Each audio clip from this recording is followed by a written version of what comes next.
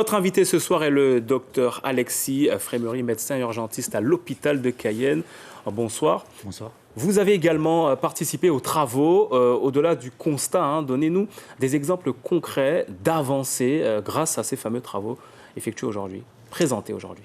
Alors, c'est une très belle journée parce que ça permet de mettre, comme disait le docteur Mutrici, en valeur différents projets, différents travaux scientifiques, notamment de jeunes médecins, de jeunes soignants.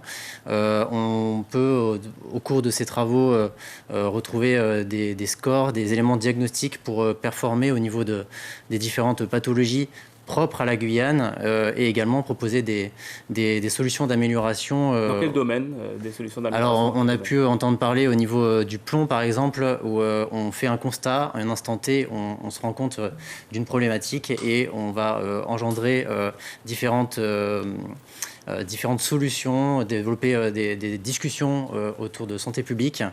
On a pu aussi se rendre compte sur les dernières sessions sur les maladies sexuellement transmissibles où on se rend compte qu'on a des lacunes au niveau des diagnostics des infections VIH, gonocoque, chlamydia et on se rend compte des leviers sur lesquels on peut agir.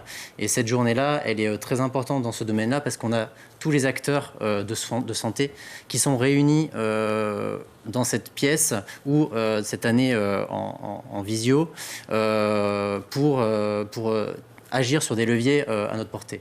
Alors ce matin, vous avez présenté, docteur, une évaluation sur la prise en charge des mules au centre hospitalier de Cayenne. Sur le plan médical, quelles sont les conclusions ?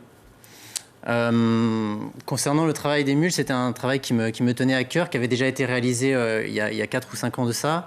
Le constat est que c'est quelque chose qui progresse, que les autorités sont dépassées par cette progression, cette épidémie au niveau de ces trajets Paris-Cayenne, et que à la fois les autorités judiciaires et les autorités médicales ne peuvent pas endiguer cette épidémie. Et on fait un constat, on se rend compte qu'on peut améliorer les choses et qu'on est, expert dans ce domaine parce que c'est quelque chose qui est très peu développé dans la littérature scientifique.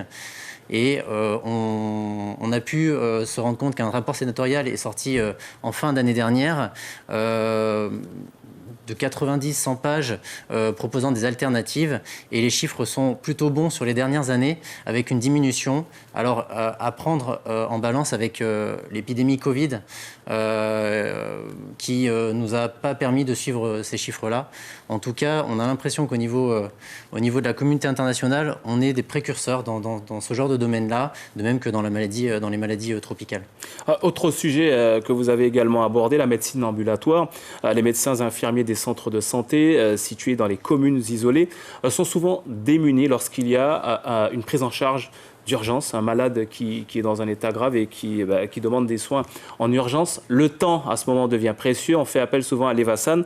Comment sauver plus de vies pour ces personnes qui habitent dans ces communes isolées ?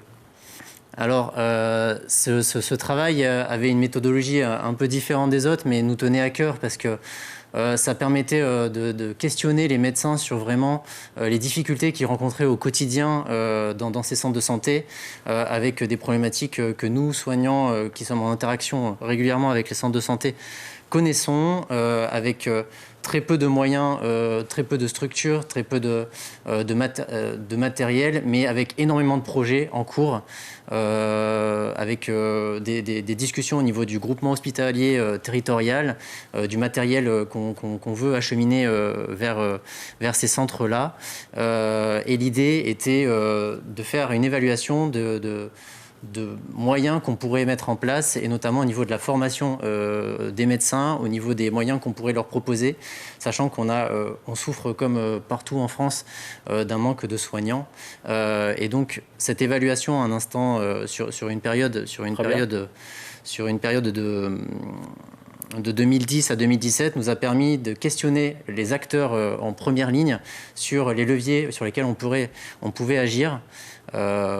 au travers de différentes techniques, de différentes formations d'approvisionnement en matériel. Et voilà, on le comprend bien, plus de moyens matériels et plus de formation, notamment pour ces professionnels situés dans ces sites isolés, dans des centres de santé. Merci en tout cas, docteur Alexis Frémery, d'avoir répondu à notre invitation ce soir. Merci beaucoup. Et on rappelle que vous êtes médecin urgentiste au centre hospitalier de Cayenne.